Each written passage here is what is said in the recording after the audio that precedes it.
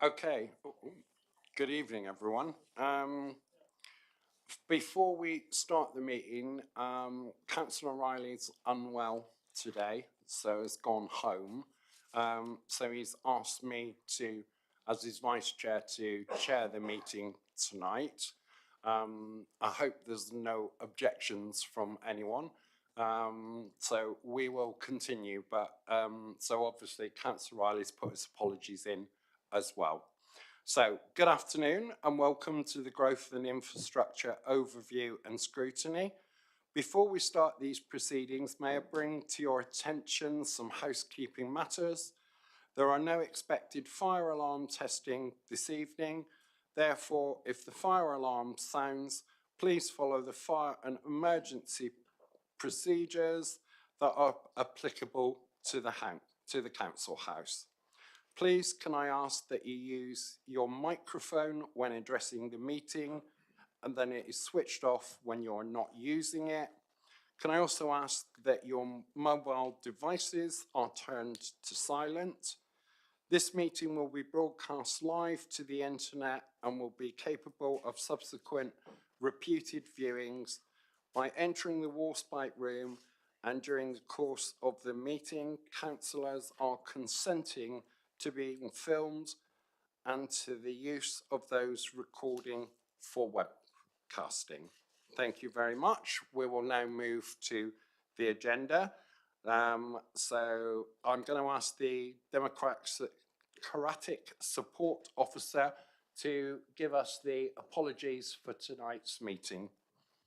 Thank you, Chair. So in addition to Councillor Riley, we've also received apologies from Councillor David Salmon and Councillor Chaz Singh. Thank you. I presume no substitutes for either? Oh, I've noticed in the right bottom corner of the screen that Councillor Singh is here online. So welcome, Councillor Singh. Thank you. Thank you. And apologies to Hannah. I did give apologies to say that I wouldn't be here, but I am here now. Thank you. Ross? Yeah, through you, Chair. The 1972 Local Government Act requires you to be in the room, I'm afraid, Councillor Singh. So whilst you're welcome to be joined, whilst we welcome you online, you will remain apologies for today's meeting. You won't be able to take part in any votes if we do indeed need to take one. Right, okay. So maybe just throwing a curveball. If I then was tested positive for COVID, how would that work? You would need to give your apologies. But wouldn't be able to vote online? No. The law forbids it. Even with the COVID test? Yes. Yeah. So the various regulations which were implemented over COVID, over the COVID period, have now been repealed. So you must be in the room to take part in the meeting. But COVID hasn't gone away. The government have repealed the regulations, Councillor. All right, no worries. Thank you. Thank you. Are there any declarations of interest for tonight's meeting? Councillor Share. Through yourself, Chair, I must declare that I am a non-remunerated member of the Freeport Board. Thank you. Thank you very much. We now move to the minutes of the last meeting. Are there any matters arising from... I believe that you need to appoint a vice chair for the meeting under, I can't remember the thing it is. All I know is it's a thing, apparently, maybe.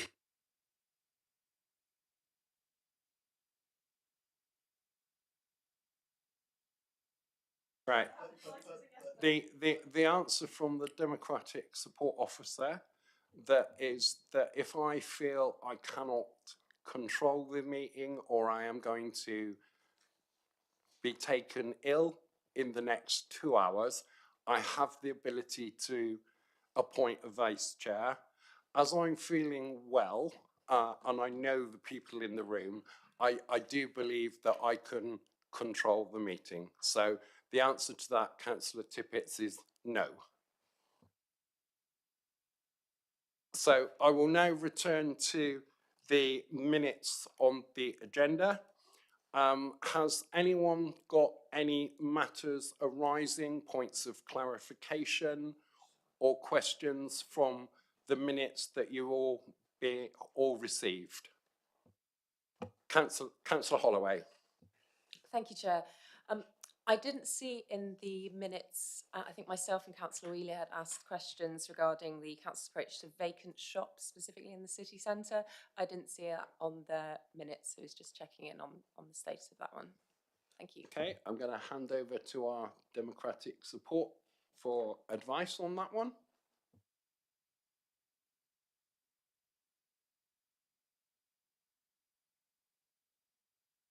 Through you, Chair, it's not usual for us to provide verbatim minutes. What we will do, though, of course, is go and have a look at that and see if it was significant in relation to the overall conduct of the meeting. If it has been missed, we can add it, and certainly this conversation will be minuted in this set of minutes. Okay, Councillor Holloway.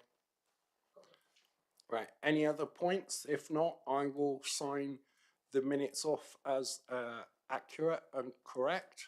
All those in favour? That's unanimous. Thank you, Hannah. Chair's urgent business. To the best of my knowledge, there is none. So we will move on. So the next item on the agenda is the Freeport mobilisation. And I believe that Councillor Shea is going to introduce the item. Councillor Shea has a time limit for tonight, so if we could be very succinct, because he's got another meeting to go to. That doesn't mean he won't give us his 100% attention. So over to you, Councillor Shea. Thank you very much, Chair. Through yourself.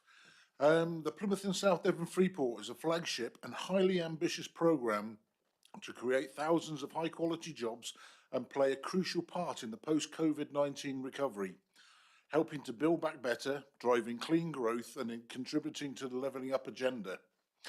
The Freeport model uses a simplified tax and customs benefits aimed at attracting new and expanding businesses as well as foreign direct investment. In addition to this, the government is providing £25 million of seed capital, which needs to be locally matched to unlock site infrastructure such as site preparation, groundworks, roads and transport infrastructure. The Plymouth and South Devon Freeport will supercharge the southwest economy by building on our region's unique national capabilities in marine, defence and space to form globally impactful clusters and a UK innovation superpower. Our outstanding location means that the Freeport is a prime for growing marine autonomy, renewables and innovative business. Our Freeport represents a unique opportunity to level up, address historical challenges and leverage exciting new opportunities to transform the economy of Plymouth and South Devon through three key objectives. The first one of which is creating a national hub for trade and investment, delivering an increasing in trade throughput and piloting I knew I'd get caught on this one. Piloting short sea shipping, reducing freight transportation emissions, improving regional connectivity and increasing foreign direct investment as well as increasing the number of businesses exporting. Secondly, promote regeneration and job creation, increasing economic specialisation, delivering an increase in employment and average earnings, tackling deprivation and enhancing skills capacity, apprenticeships and opportunities. And finally, thirdly, create a hotbed of innovation, increasing R&D spend, boosting gross value added GVA through increasing high value economic activity, increasing productivity and contributing to net zero research and innovation agendas and extending the regional and national and international networks. In summary, Our Plymouth and South Devon Freeport will enable new employment land to be brought forward in 3 sites, South Yard, Langage and Sherford, support a new £30 million innovation centre at Ocean Gate, provide a major expansion for Princess Yachts, include £29 million investment from local authorities, leverage £250 million private sector investment, and deliver over 3,500 jobs. The officers last updated scrutiny in February 2022, and this report was that shared the provided numbers with an update of our progress and the major milestone of submission and approval of a full business case. We are the first of 3 freeports out of 8 to reach this milestone due to the hard work and the partnership working from the public, the private and sector partners. We should all recognise here that we went from the back of the queue to the very, very front of the queue here. This is really important for us. There is, of course, now a significant focus on mobilising the organisation, its resources and initiatives. And this includes setting up of the company and the governance arrangements as detailed in the full business case, which is progressing very well. Recruitment of key staff, including a permanent chief executive and chair, alongside the other resources directly employed by a Freeport company, hopefully before Christmas. Further design and project development of the seed funding capital projects. This is anticipated to be circa 53 million of investment, with the first planning permissions, bill contract awards and project mobilisation happening towards the end of 2024. And significant focus on the trade and investment work, including ongoing conversations with potential investors, including new investors to the UK who have visited our Freeport to discuss investment. And I'm very pleased to today read out to you the letter that was addressed to the current chairman of the Freeport. It says, "Dear Adrian, Freeport's Plymouth South Devon receives final governmental approval. I'm delighted to be writing to you to inform you that the Plymouth and South Devon is one of the first UK freeports to get up and running after receiving final government approval. It is a testament to the strong local partnerships and determined collaboration across the private and public sectors in Plymouth and South Devon that have reached this incredible milestone. As you know, freeports are the cornerstone of the government's plan to level up the country. This significant landmark is an important step on the Freeport's journey and sends a clear message. The government is backing these places as a key part of its economic strategy. Plymouth and South Devon will now receive £25 million seed funding and potentially hundreds of millions in local retained business rates to upgrade local infrastructure and simulate regeneration. This is along with a generous package of trade and innovation support for businesses locating here. Excuse me. This will allow Plymouth and South Devon to harness the region's unique national capabilities in marine defence and space and join a globally impactful innovation cluster. It will enable the relevant councils and landowners to bring forward the key sites of South Yard, Sherford and Langage into prime employment sites, attracting new business, providing thousands of jobs and injecting millions of pounds into the inward investment into the region. And this is only the beginning of the journey. We will now work closely with your Freeport to ensure that it has the support that it needs from government to deliver transformational benefits for the local area. We continue to deliver the wider programme at pace, and we expect that an announcement will be that the remaining English freeports have received final approvals in the coming months. We will also be shortly announcing the locations of the 2 green freeports in Scotland, as well as at least 1 freeport in Wales. Finally, we will conclude our whole discussions with stakeholders in Northern Ireland as to how we can extend the benefits and the Freeport programme there. Freeports will be will bring an opportunity of prosperity to communities that need it most. We want to raise awareness of these benefits at home, globally, and change some common misperceptions about Freeports. If you'd like to be involved in Freeport, blah, blah, blah, etc. Signed by Dehenna Davison, the MP for Freeports and Innovation. Thank you very much, Chair. I think at this point now, although there is a further presentation, I think if we can step forward into questions from members, Chair. Okay, I was just going to ask whether Caroline or Richard wanted to come in very quickly before I open it up to the floor. Caroline? Nothing to add from me. Richard? No, that's good. Let's go into the question. Thank you, Chair. Right, members, questions. Councillor Hendy first. Have we done any plans on how our road structures are going to be affected over, say, a 5-year plan? So I've led a number of the transport and infrastructure pieces of work. The highway authorities include Devon County Council, National Highways and Plymouth City Council. Because we don't know the full extent of the occupation of these sites and who will be on the sites, we've only undertaken strategic transport assessments at this stage, and a number of those were done for the local planning work for Langage and Sherford, as well as the planning permission work that already exists for the Oceansgate development. So some work has been done, but detailed assessments will come forward with individual planning applications. Okay, I'm going to use my chair's prerogative and intervene here.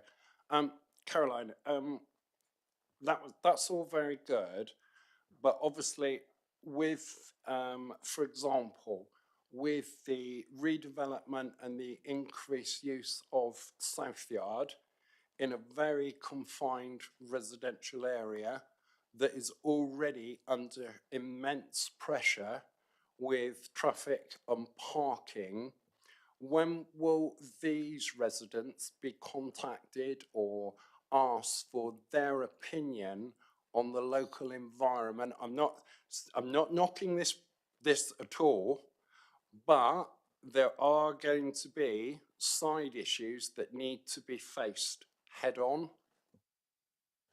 So if I kind of break that down into what we know for Southyard at the moment, so the innovation centre that we've been planning, that master plan and its development started 8 years ago. So there has been some consultation as part of the planning for that one. We have, we're in a pre-application discussion at the moment with planning on that one, and it includes a mobility hub for that site, which will include some multi-storey car parking, but also will have some benefits as a transport hub, including cycling and kind of priority for car sharing.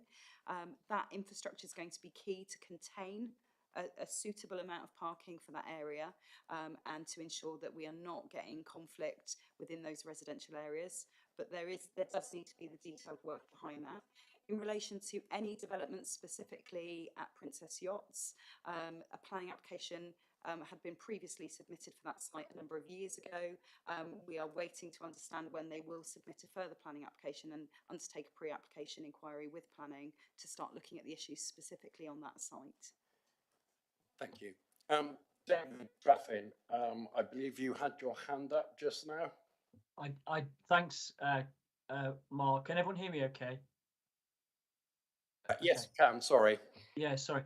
Caroline really said what I was going to say, which is that a lot of these projects, Mark, as you know, have been on the books for a long time, and the Freeport, particularly for Plymouth, is about accelerating them. So I think Caroline's point that there is existing work that's undertaken, existing pre-application advice, sometimes outline planning consent in the case of Oceansgate.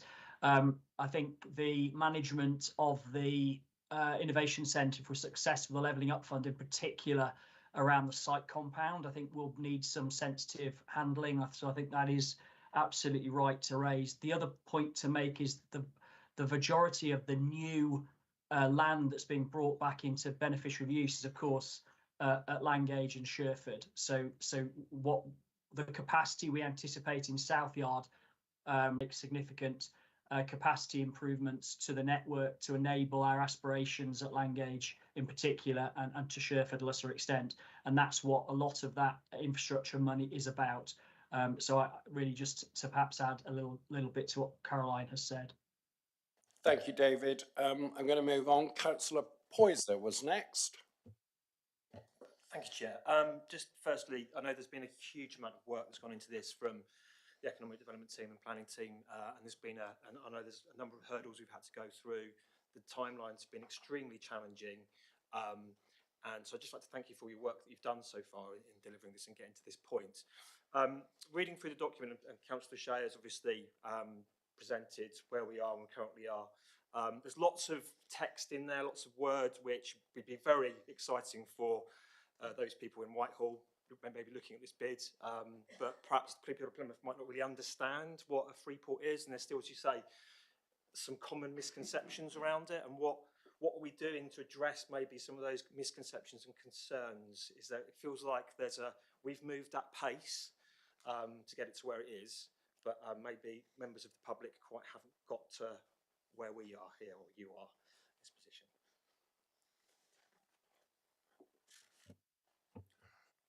Thank you very much, Councillor. I note your point, and yes, there is a potential for more work here to try to explain to the people, the residents of Plymouth, what actually a free port is and what it actually means to Plymouth, and it really will be a good publicity exercise for us to do.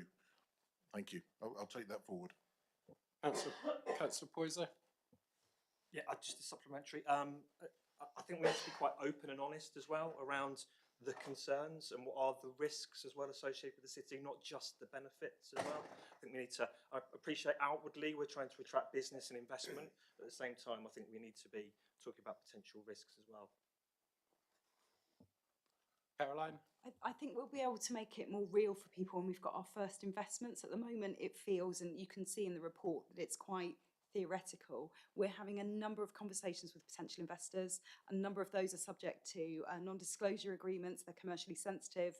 You know, when we land our first confirmed person, I think there's a real opportunity for us as a Freeport to make it real for our residents and kind of demystify it for them. And I think having a context to do that would be extremely useful.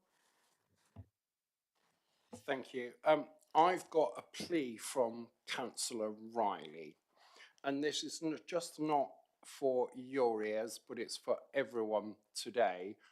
When we present these reports, can we stop using these acronyms or little tiny AOB things? Because actually you spend more time trying to figure out what you're actually talking about. And a document that could take you an hour to read could take you 2.5 by the time you figured it out. So for all officers that write reports, can I ask for either an index of the acronyms that you're using, or don't use them at all, preferably. So if you could do that, I would be really grateful. Councillor Tippett. Thank you, Chair. My question is linked to the free ports, and also the fact that the investment zones were originally due to be on the agenda this evening, but this is now one of the binned items of the failed Liz Truss Conservative administration. So I was wondering what the estimation is of the amount of person hours and resources lost by Plymouth City Council due to this reckless approach to national policy making. David? David, you're on mute. Sorry, apologies. Yeah, I'll pick that one up if I may. So I think certainly we made an expression of interest. I think we had 2 weeks turnaround, so you know there was a significant amount of work, but it was relatively contained within the time limit we had, and it was the first stage of a process. So a couple of things that I think are probably important. The first one is to say that we don't do anything speculatively in the city. This is why we've been successful. We have a pipeline of projects that we build always on a rolling 5-year timeline. And then what we're able to do when opportunities from government come along is present the opportunities that we've prepared to the latest funding round. So none of the things that we presented in the investment zone was new work. It was all existing projects. And therefore we don't waste and abort work. And that's been key to our success over the last 10 years or so. The other thing in the budget, whilst the investment zones were clearly stood down as a policy, there was a commitment from the Secretary of State that the work would not be aborted, and that would act as a segue for new initiatives. And we're waiting for, I guess, clarification how that work will be taken forward. Thank you, David. Councillor Tippett, any comments? No, you answered my supplementary in your answer, so thank you very much. Councillor Finn. Yeah, I just want to say thank you to all the team for the marvellous work you've undertaken to get us this far. There's just one concern when we talk about traffic. Appreciating, obviously, we're in our infancy on this one, and don't see anything within the strategic plan for HGV heavy goods movement hubs. Because obviously, if we're looking at a free port, we're going to be looking at a lot of goods coming in, a lot of heavy transport going out. So it's completely different to the scenario with regard to cars. Is there a plan within this for a transport hub, whether it be in Sherford or whatever, for HGV parking and facilities for obviously the movements? So we have an emerging kind of freight strategy for the city region. Obviously, there is a likelihood that this could change that, but again, it puts us in that situation of who are going to be these people and actually how much freight movements is there going to be. An example of this is outside of our Plymouth boundary around the Hemerdon mine. Actually, it's understood that, mining aggregates and exporting aggregates, could entail a significant amount of HGV movements. So until we know who are going to be the tenants in our free port, we are pitching our free port at marine innovation, space and defence innovation. And actually, if we're talking about early product runs and some of the innovation that might go in an innovation centre, it might not have significant HGV traffic until you build out those production runs. They are seen to be, the higher tech and higher value jobs that will come to the region. So I think it's something to keep asking us as a Freeport team and to ensure that we're, looking at that appropriately. Councillor Paul Barnard. Chair, just for the benefit of members and building upon the point that Caroline just made, the City Council is playing an active role in Peninsula Transport, which is the subnational transport body looking at the whole of the southwest. And one of the pieces of work that in fact is going to the Peninsula Transport Board this week is the freight strategy analysis for the whole of the southwest. So that is being looked at a strategic level, and of course will play out in terms of the specific demands that have been highlighted on the Freeport site at Langage and Sherford. Thank you. Councillor Holloway. Thank you, Chair. Councillor Shea, you just spoke about requiring more publicity to explain the project to the people of Plymouth. I saw today's press coverage of the announcement where Plymouth Live talked about extensive new job creation. The stats in your presentation talk about the delivery of 3,500 new jobs. So my question is one more about the sort of substance of the business case. How many of the jobs going into those Freeport employment calculations are displaced from elsewhere in the region, and how many are genuinely new? I'm looking for sort of specific numbers here. Okay, so in our full business case, we had to model, because I'm kind of saying to you, to councillors, we don't know who's coming in the Freeport, but actually we had to model, so we had to almost develop a scenario of who we did think would be in there. We have a gateway policy for the Freeport that means we cannot have displacement from other UK areas. So if you have a business elsewhere in the UK, unless you have got a significant expansion, you are not allowed to come onto this site. So there is an acknowledgement of that set up. We have had discussions with businesses in the Plymouth area, and we have had to say to them, no, this is for expanding businesses or new businesses. So we are trying to minimise, if not have no displacement of jobs. So it should be new job creation. And we balance those against kind of distribution jobs, manufacturing jobs, these kind of technology innovation jobs as our scenario. And then we'll be able to plot against those scenarios who are the actual people who land compared to what we planned in our business case. So to confirm, you're saying the 3,500 job calculation is on net new jobs? That's correct, yes. And can you give, can you give any more detail on how that's been? I know you said you've done some modelling, but just so we can really understand that, because it's a significant claim that this administration speaks to a lot. And can I just come in there, guys, please? Councillor Holloway and Caroline, you both had your microphone on at the same time, which means that people online will be struggling. So I did ask at the beginning that if you could turn your microphones on and off as you speak. We can all hear in the room, all right? So I'm going to come back to Councillor Holloway because I interrupted. Thank you, Chair. Wrist slapped. Can you say some more about the numbers? You're confirming that they're genuinely new, 3,500 net new jobs for Plymouth. Tell us more. If I can ask David to come in there.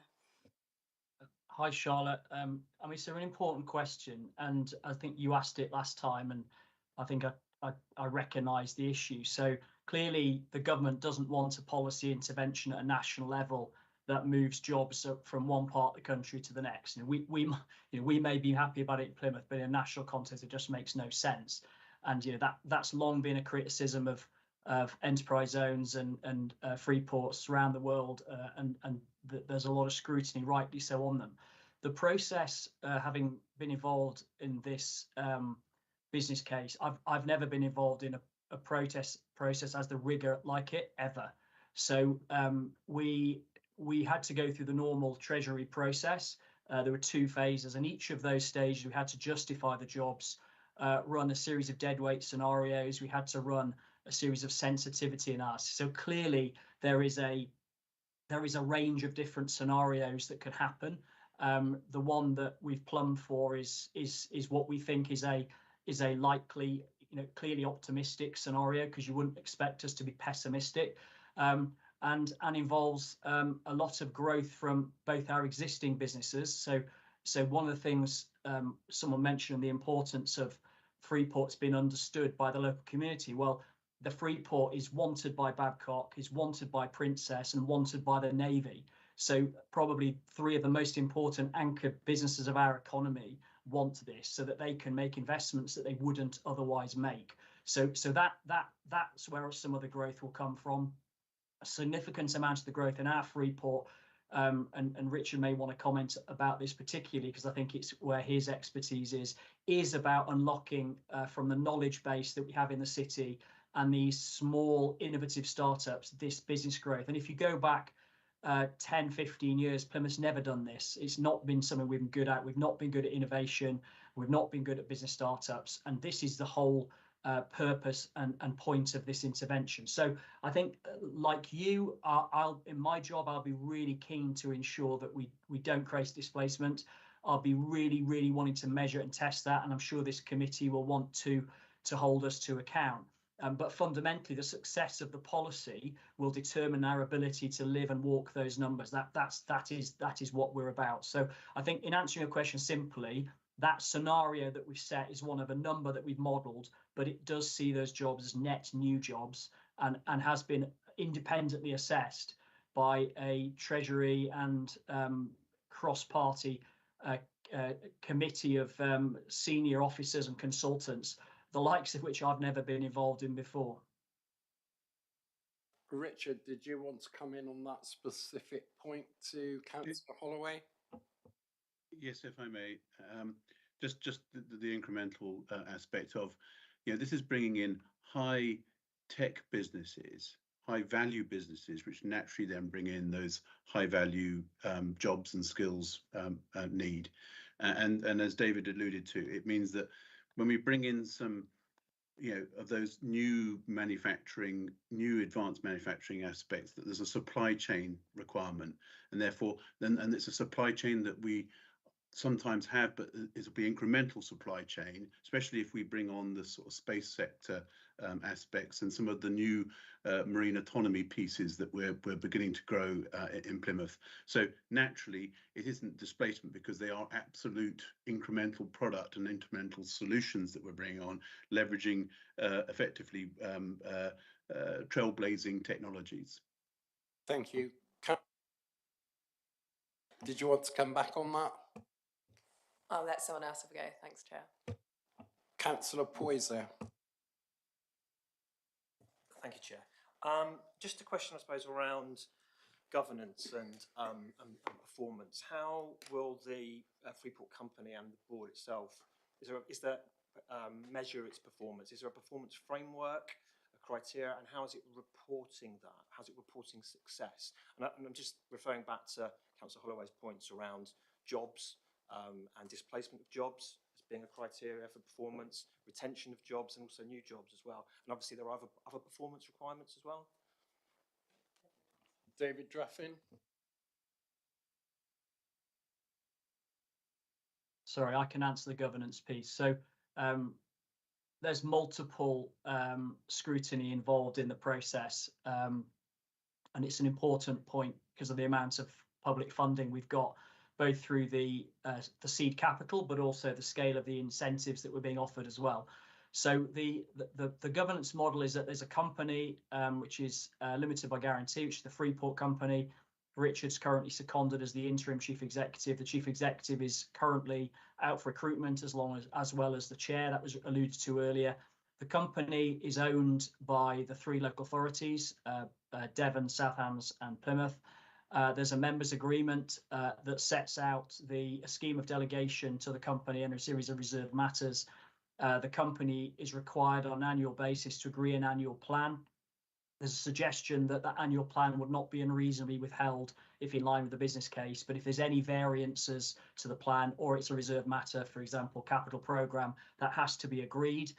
There's a commitment by the Freeport company to do a joint scrutiny on an annual basis. That's actually in the governance, and produce an annual report and obviously the public performance. The council has a role in holding the company to account for things like Nolan principles as the accountable body, and also has a responsibility for the capital as accountable body. And then there is a memorandum of understanding between government and the 3 parties, which sets out those detailed roles and responsibilities. So, I mean, it's, you know, I've done a lot of these things. This is a very governed area. It's highly transparent. And the fact we've got 3 democratic institutions in it, and I guess working with the private sector, but also holding them and us to account, and government, I think there'll be a series of very public-facing elements to the governance, including public reports, annual reports, and joint scrutiny for you to all get your teeth stuck into. Richard, I see you've got your hand up. Could you be? Well, no, you've gone. Could you be succinct in your answer, please, because time is moving on. There is a Freeport framework for performance for all 8 Freeports and probably the new ones that come on after that. And it's a proper monitoring evaluation piece that's effectively all the things that we put into our full business case, where we put all our outputs and outcomes, and obviously those performance measures will be in place. Thank you. Councillor Gosling. Thank you very much.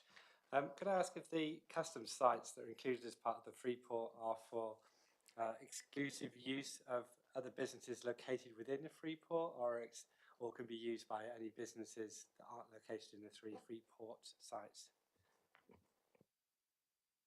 I see no hands up. Caroline. I am our customs expert. Each individual customs site can be developed, and they do not have to be within the Freeport red lines. So we have some customs sites that are in the Freeport red lines, but other customs sites can be brought on within the 45-kilometre radius. So if a business outside of the Freeport wanted to establish a customs facility, they would have to go through the process with HMRC to understand if they are eligible and could be registered as a site and as a customs operator.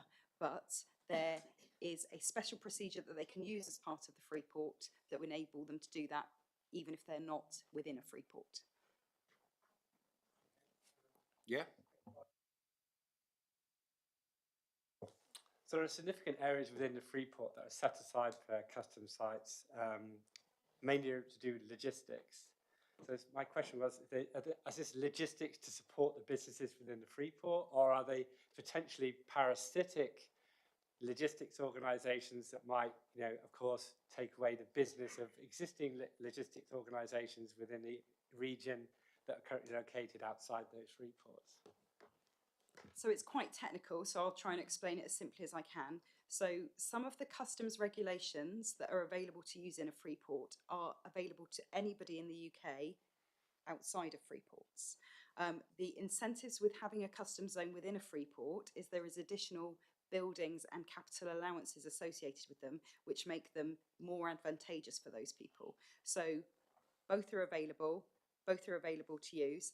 There shouldn't be a situation, I think you were kind of alluding to, where it's almost taking business from another, but actually it's the customs advantage that if you were importing into the UK, and then, for example, if you were manufacturing, let's say, a hydrogen engine, that those items could come into the UK under suspended duty, and they are not eligible for duty on them until the finished product is completed, and if it enters the UK market. If that product is then exported out of the UK market, there is no tax on it at all, and that is the real advantage if you are, manufacturing or setting up a new operation within a customs site, which is different to what a customs warehouse would do anywhere else in the UK. But that case that you're providing is obviously would be a business which is fully contained within the Freeport, so it has all those advantages. But so this would be the clear advantages of having a customs route and logistics set up to service the main, effectively, manufacturing and development activities within the Freeport. So my original question was, would these logistics facilities be available to businesses that aren't in the Freeport, and therefore I would expect those existing businesses to already have a logistics capability to supply them with raw goods and to export their goods, or either internally or externally to the country. So what I'm really asking is, would those other companies have access to those logistics advantages of having a logistics centre within a Freeport, which around customs advantages, and is there a possibility that could effectively affect existing logistics companies within the region? I'm worried I may not be answering very clearly, so I wonder if David would like a second go, as he's got his hand up. Yeah, and I really am not the customs expert in the room. 2 points I would make to this. One is that I don't think we currently see customs as the major driver of our Freeport. We think that's a future opportunity. So a really good example might be that Princess Yachts currently buy a particular product and they could import the parts and assemble it locally, and that could be hugely advantageous, but it's not currently where we're at. It is not my current understanding, and I think we should confirm this to you in writing subsequently, because it's such a technical area, that we will have a non-Freeport activity going through our customs zone. That's not its intention, and that's not my understanding. There will be a bonded area within an existing customs site, and if it's related to the Freeport, it will get the advantage of the Freeport, and that's my understanding. But I'd like to just take the opportunity to check our collective understanding, because it's not an area I'm expert at, but that's my understanding, and we'll confirm that to you in writing if that's okay. Thank you for that, David. Could you send that to the chair and vice chair, and we will distribute that to all members with pleasure of the committee? Thank you. I'm looking for further questions. I've got 2 minutes left. Councillor Poyser. Thank you, Chair. I noticed that in the preamble there's a piece around growing marine autonomy, renewables and innovative businesses. That's encouraging. The word renewables I like. Is there anything in there potentially that might preclude smaller businesses from taking part, or for example, green innovation and green economy? Nothing in there. Richard? No, we really want to bring on the SME supply chain in all these endeavours. Most innovation, as you know, takes place in SMEs, and spin outs from the universities and research agencies. So the whole point of the Freeport is to bring on a strong pipeline of innovation and opportunities to invest in.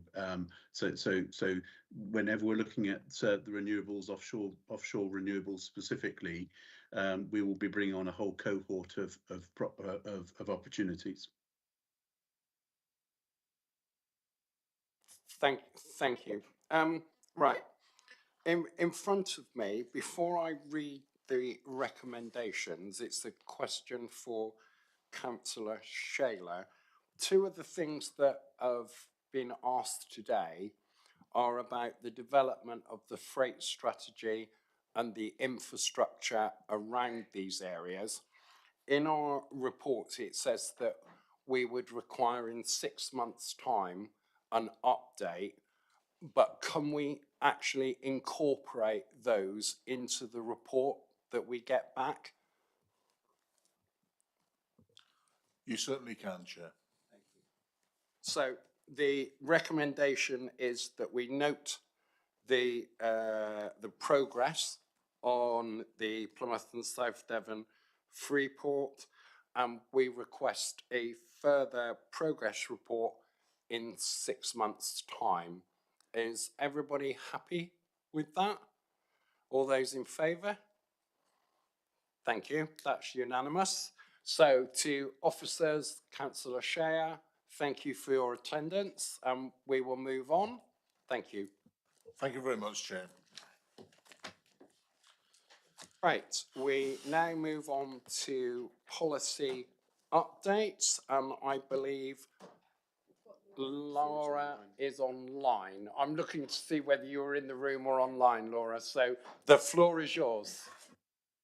Thank you, Chair. Committee members will have seen the policy brief circulated in their pack. It contains a roundup of key government policy announcements, consultations and changes to relevant legislation that have taken place since the committee last met. The main announcement I'd like to draw your attention to is the Chancellor's autumn statement, which set out the government's intention to restore stability to the economy and build long-term prosperity for the UK. Key points within the Chancellor's statement relevant to this committee are included. Since the policy brief was published, there have been a few updates for the committee to note. Firstly, the government have approved local spending plans for the UK Shared Prosperity Fund, which exceeds EU funding. The funding, according to the government, will be spent on levelling up in 3 key areas: communities in place, supporting local businesses, and people and skills. Secondly, the Secretary of State for Levelling Up Housing and Communities has announced further changes to the planning system alongside the Levelling Up and Regeneration Bill. More detail on these proposed changes will be set out in an upcoming National Planning Policy Framework Prospectus, which will be out for consultation by Christmas. That's all I wish to add, Chair, but I'm happy to take any questions. Thank you. Thank you, Laura. Is there any questions for Laura? This is for noting if there is no questions. Thank you for your update, and we look forward to the planning reforms with interest. Thank you very much. Thank you, Chair. We now move on to item number 7, which is the risk update. I believe that's over to Mr. Jago. Thank you, Chair. This standing item is on your agendas, all scrutiny agendas, as some of you may well be aware of that, sitting on other scrutiny committees. This is here to help inform your work programme. Now, I'll run through the risk, well, one risk very quickly because I think I need to be brief. Risk number 6 is a strategic red risk, which relates to insufficient economic performance to sustain the city's economic and growth plans. Mitigations within those risks focus around, as you would expect, the Plymouth and South Devon Freeport, amongst other things. And as you have had a significant presentation on that this afternoon, I expect more to come. You are fulfilling your obligations in seeking additional assurance around those areas. Chair, I think most of the rest of the risks are being picked up at other fora. Certainly the carbon reduction targets will be subject of a discussion at Council in January, and the remaining risks will certainly be looked into in some detail at the budget scrutiny process at the end of January. Happy to take any questions, Chair. Yeah, Councillor Tippett's first. Thank you, Chair. My question is on risk number 17, the risk of failing to deliver the range of housing to meet Plymouth's need, for those watching online.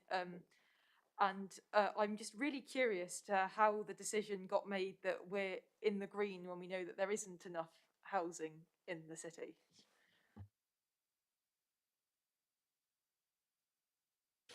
I shall attempt to have a go at that one.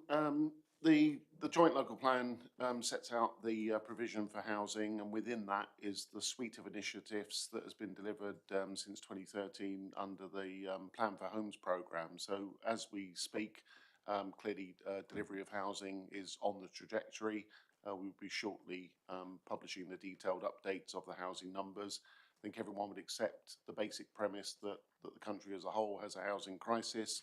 And there is more to do, particularly around the issues of affordable housing and specialist housing to meet particular housing needs. But I think that's why the current assessment at the time that this was drafted is shown as green. Would it be possible to get a more updated briefing on how the decision's made and what factors come into this particular thing, just a personal interest and development on this? Very happy to do that, Chair. Thank you very much. Councillor Holloway. Thank you, Chair. My question is regarding the line item on buses, which jumps from having no risk category or no risk colour up to amber, and cites various national government policies about how we're aiming to improve bus services. Can you tell us a bit more about why that's suddenly come on the list as amber and how that squares with the recent administration's decision to cut 5 subsidised bus routes across the city? Well, through you, Chair, it's a new risk that's been identified to us by the department in relation to the administration's decisions to make changes to the provision of buses. I mean, that's something the Cabinet member, I'm sure, will be addressed at budget scrutiny in January.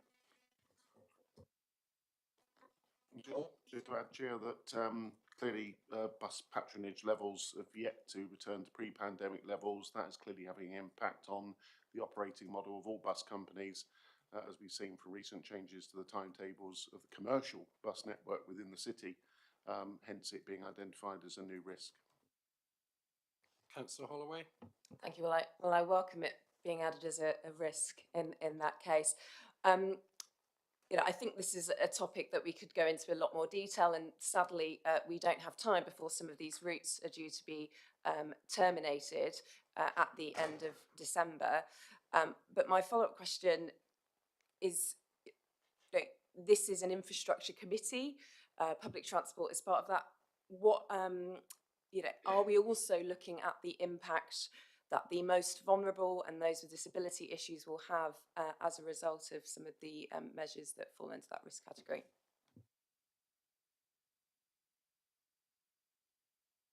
Thank you. Can I make a suggestion from the chair, Councillor Holloway, that actually when we move to the work programme, that we actually, if members agree, put that strategy and the effects onto our work programme so that we can review it again in more detail. I'm conscious that Councillor Singh has his hand up. Councillor Singh, I have made the decision to allow you to ask questions, even though officers have said that you need to be in the room. But as courtesy for you to turn up today to be online, I will allow you to ask some questions. I am forever eternal, Chair. Thank you for that. My question really echoes on some of the bus services that are going to have an impact within the Drake ward. And I noticed in the table that's mentioned, the current risk rating is at amber, but can somebody then explain to me what has been confirmed and what will be introduced as an enhanced partnership from the 31st of October? So That's obviously kicked in. What will we see for what has happened in the last 2 months, given that 5 bus services are going to be taken off and will have an impact within the city? Yeah. I'm not an officer, councillors. Thank you, Chair. But I think that the points that both yourself and Councillor Holloway have made are very relevant. And I believe that's why this committee should be able to hold the cabinet member and officers responsible on this subject. And that's why, hopefully, when we move to our work programme, that members will agree that we can actually put that on and ask the very questions that both yourself and Councillor Holloway have asked. Are you okay with that? Yeah, that would be. Yeah, no, that's greatly appreciated, and hopefully within that next meeting, I should be there in person, so I'll be not only be able to vote but contribute as well at the same time. Thank you. Any other questions from members? Okay. So we have the recommendation is to note the current position, and actually we have identified a further risk that we will examine when we move to the work programme. So everybody in favour of that? I keep forgetting to ask because it's noting. Thank you very much. We now move to item number 8, which is the culture plan annual updates. We have Councillor Pat Patel, Cabinet Member for Customer Service, Culture, Leisure and Sport, who will present the report, accompanied by Hannah Harris, Chief Executive Officer of Plymouth Culture. Welcome to you both. So I will hand over to you first, Councillor Patel. Thank you. Through you, Chair. The cultural activity in Plymouth is abundant and remains a key component in our delivery and driving the city's destination agenda as a desirable place to live, work, visit and study. There are over 380 creative and cultural enterprises within the city, and it remains a relatively stable place despite the effects of the pandemic. We were very fortunate in that we got the NPO funding of £4.11 million over 3 years, so 12.34 million altogether. A cultural mapping tool has been developed to enable us to understand better how people access the service, how often they use it, and so on and forth, called Tap In, and that's still relatively a new system in the city. And despite the challenges presented, the changing post-COVID audience behaviours, the sector is delivering more than 50 cultural events and audiences for the culture in the city are relatively high. British Art Show 9 is now open and has already attracted over 47,000 visitors. The priority moving forward is the development of an investment strategy to drive new and increased funding into the sector, to broaden and deepen our engagement with local residents and communities. In order to do these two actions, we need to continue to build a robust data collection and analysis system so that we understand current engagement levels and explore the barriers to engagement for others, putting appropriate strategies in place. I'll hand over now to Hannah Harris, who will take you through the rest of the report. Good evening, everyone. Thank you.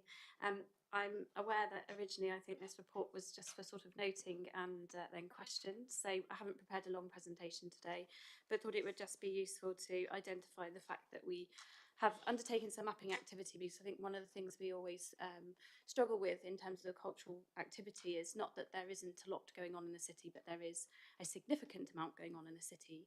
But to map that and to get any kind of baseline of who is and isn't attending is really challenging. And that is not because there isn't an abundance of data, but it's because there isn't consistent data collected through organisations. And that's because some are funded and are required to submit certain kind of reporting, others are not. Some collect certain bits of information, others don't. So it makes it very difficult to have a kind of common picture across the city.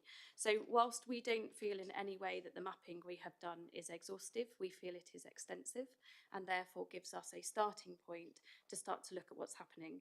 What we're interested in, and we have presented sort of figures here, but what we're really interested in is starting to get under the skin of impact. So it's great that thousands of people will come to something, but what is the actual impact of that, either on their jobs, their health, their engagement activity, their families, and so on.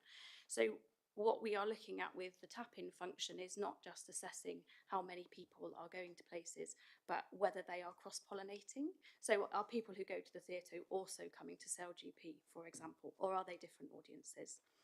Are people travelling north to south but not east to west, for example? And then we can get under the skin of what the actual problems are.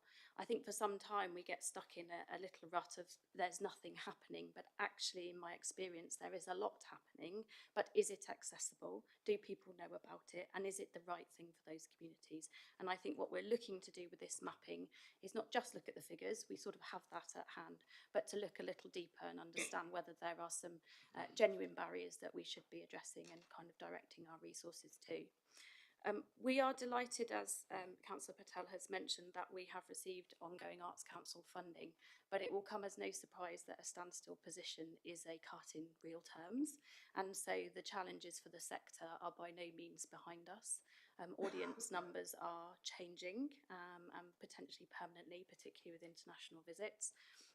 And also venue-based organisations face the challenges that any organisation does at this time.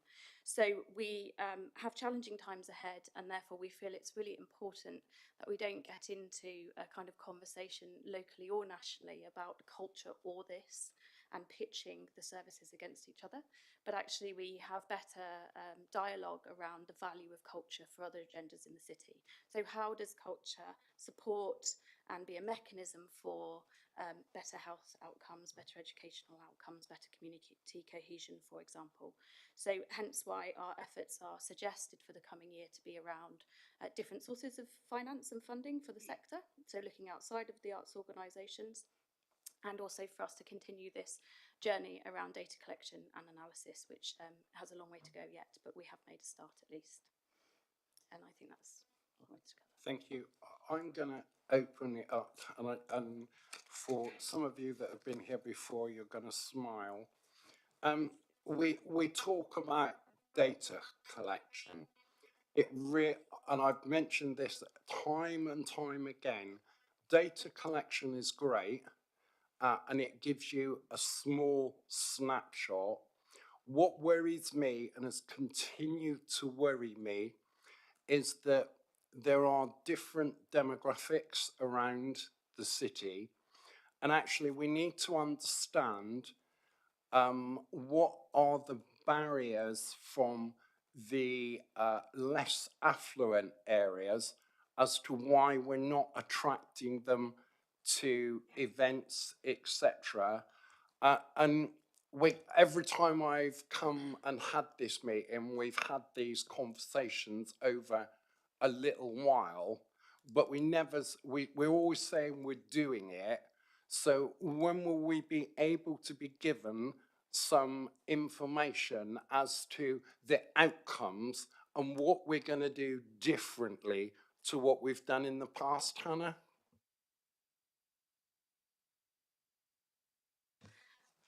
So that is a very large question. Outcomes is huge, obviously. So I guess I'm not quite sure how to narrow down the answer to that question. We understand impact of the cultural sector in both economic and social terms. I think the value of the data, as I've tried to express, but perhaps haven't articulated, is not just in who's coming, but who isn't.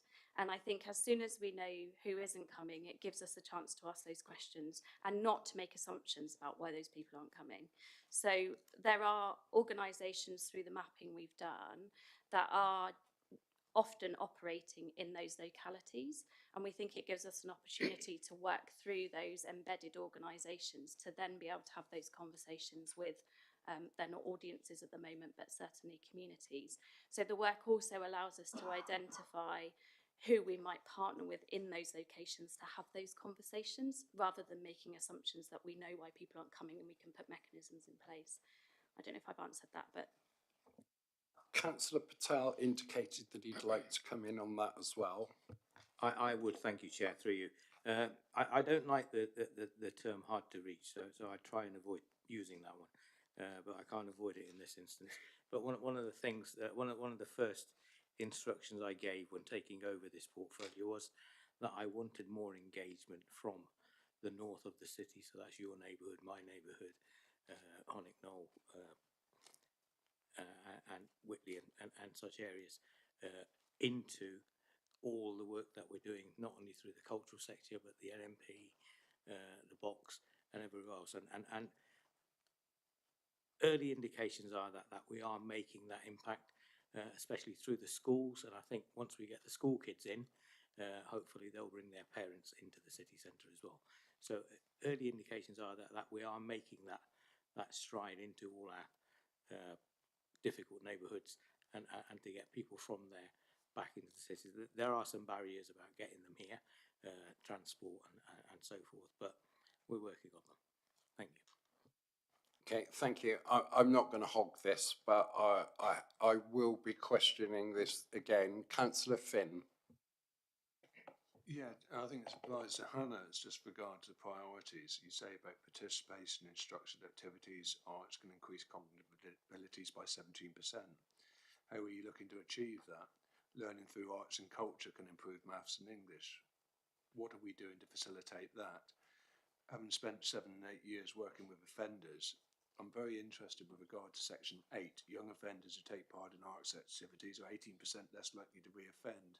What methodology has been applied to that, and how are you going to look to achieve that? So we have a lot of priorities, but we don't have any means to which we're actually going to achieve those goals, or anything set out to sustain the priority list. Chair. So just a point of clarity, that list is not our list of priorities. That is a section of research that was done by the Cultural Learning Alliance, the reference. Okay, so it's, sorry, so it's under the section of priorities, but it is not our list of priorities. Our list of priorities is the 3 at the bottom. What this shows is some research that's been done nationally. The link there gives kind of details of the methodology and how they've applied that work. What we were indicating through this was nationally there has been a lot of work done to understand the kind of broader impact and value of culture, and it would be for us to take that learning and then start to apply it locally. So that's just a point of clarity, I guess. They're not our figures or certainly our research. Councillor Finn, could I ask you to put your microphone on, please? Yeah, sorry, Chair. As I was just referring to, as a page 46, it was listed as a priority, so I was just referring to that, Chair, to be clear. Any other questions on this topic? Councillor Gosling. So the tap-in app that you mentioned about data collection, what sort of incentives are there for people to take up use of that app? So we've piloted similar activity in the city sort of over 10 years ago, and the research indicated that incentives were not the right method to driving usage. And there's other sort of research nationally that shows that as well. So we've taken a slightly different approach with this, that it isn't about monetary rewards or collecting points or anything like that, but it's more about being able to receive information about what is happening in the city. Some of the biggest barriers we hear all the time is, I just don't know what's going on, I don't know how to access it, I don't know where it's happening. So what we're looking to do is connect the application to the Made in Plymouth website, so that when people are tapping in, we can start to say, thank you very much, we'd love for you to maybe experience these things. We've seen you've been to a load of music things. Are you aware that this is also happening in the city? Or here's a top 5 list of things we think you'd really like based on your priorities. So it's less about kind of points-based incentives and more about being able to have more of what you love and enjoy within the city. So the incentive is more information for doing the more things that you enjoy. So will people using the app have the ability to book within the app to tap into the next location? Is it a centralized booking system? I mean, how useful is this app going to be? Is for me as a person that wants to get out and about in Plymouth, if I tap in, oh, I see a recommendation, oh, that's good, right? I can just press a button, book into there, tap into that location. How transparent and see-through is it? So it's 2 months old, it's in a pilot phase and doesn't have that functionality at the moment. It's also not an app, so it's a QR code-based system rather than a downloaded app.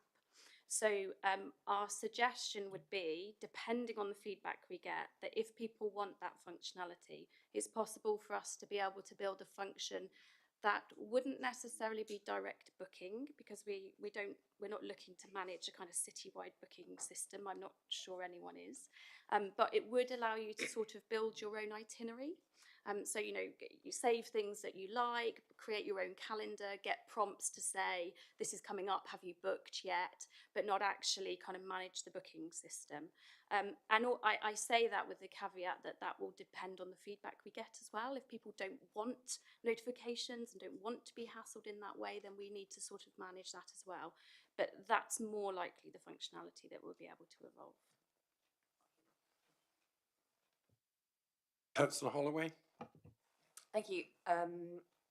This work is so important, and getting this right is just really important for making Plymouth that destination. We talked in the item before you about the Freeport and how we're going to join these potentially net new jobs to Plymouth, and the culture plan. Plymouth is a place, as it says in here, for social prosperity is really key to that.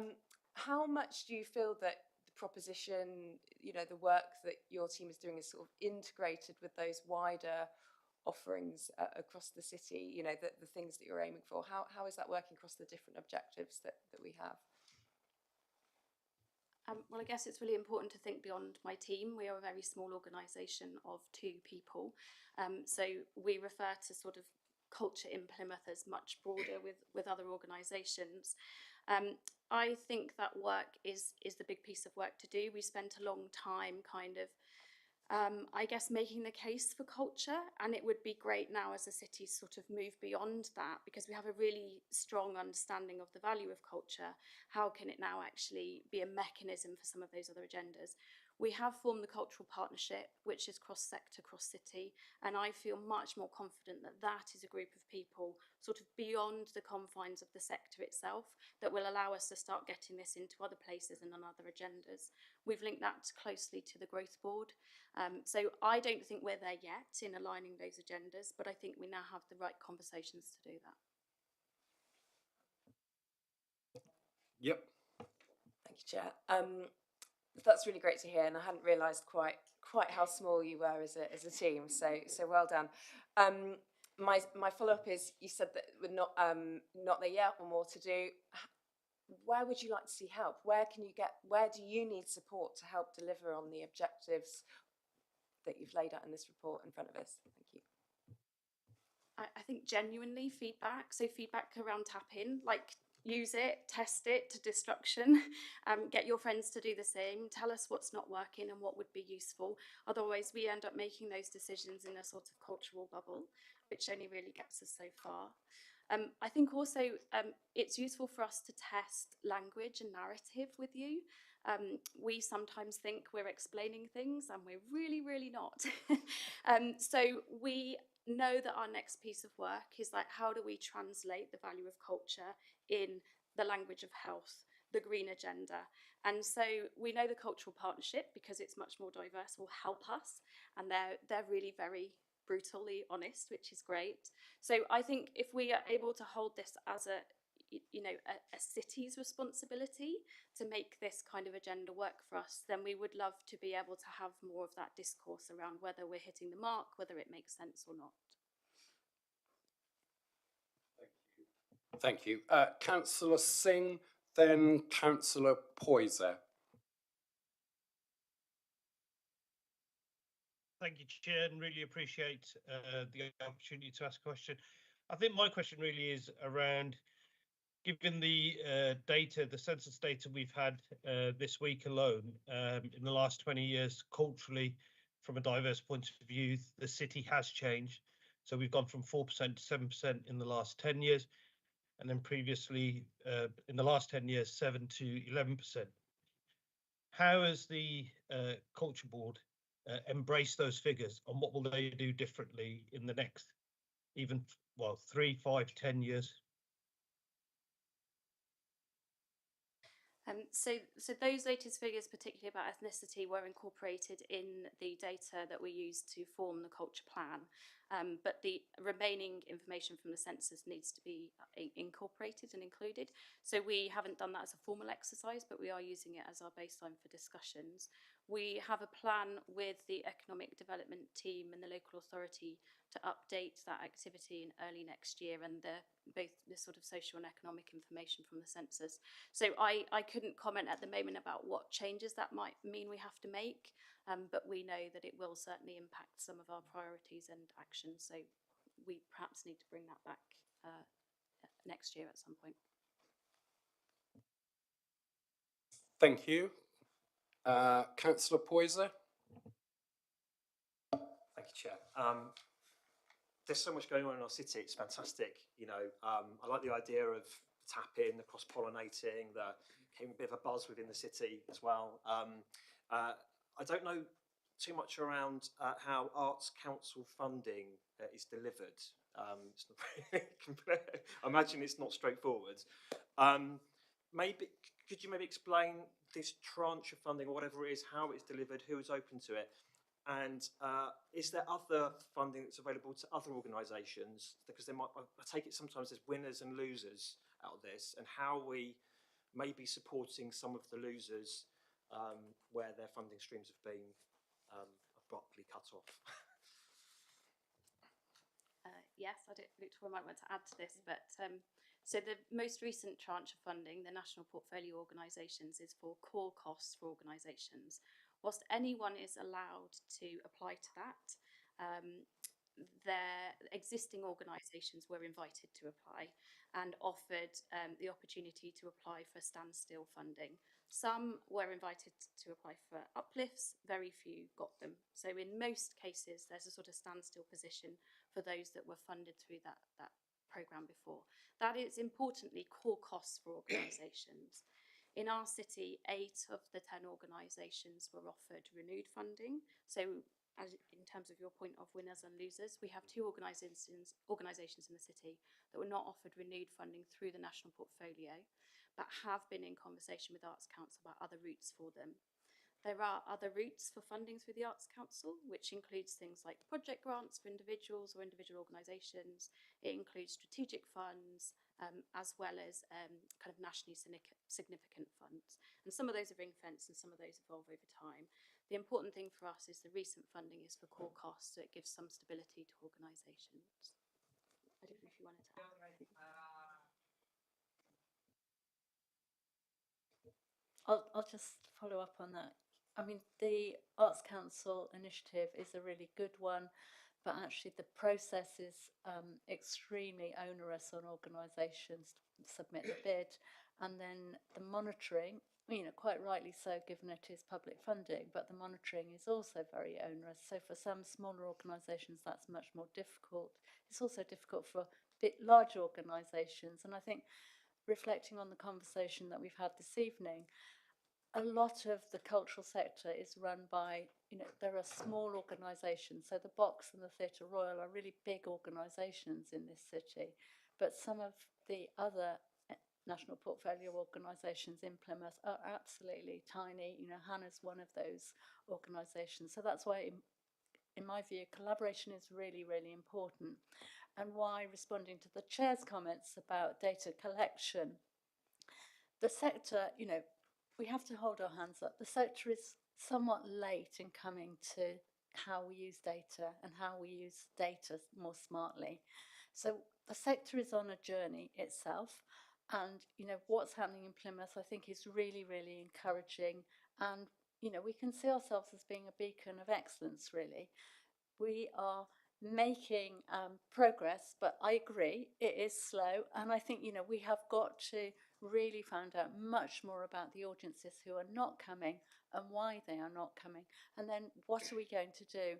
In terms of Councillor Singh's question, the issues of diversity, we need to reflect diversity in our programmes too. So for arts organisations, which in some cases are predominantly white-run organisations, there's no excuse. We have to change. And the British Art Show, sorry, I had to get that in, but if for anyone who hasn't seen the British Art Show, it is on until the 23rd of December in all the venues across the city and the 8th of January at the Box. But the British Art Show really talks about issues around diversity.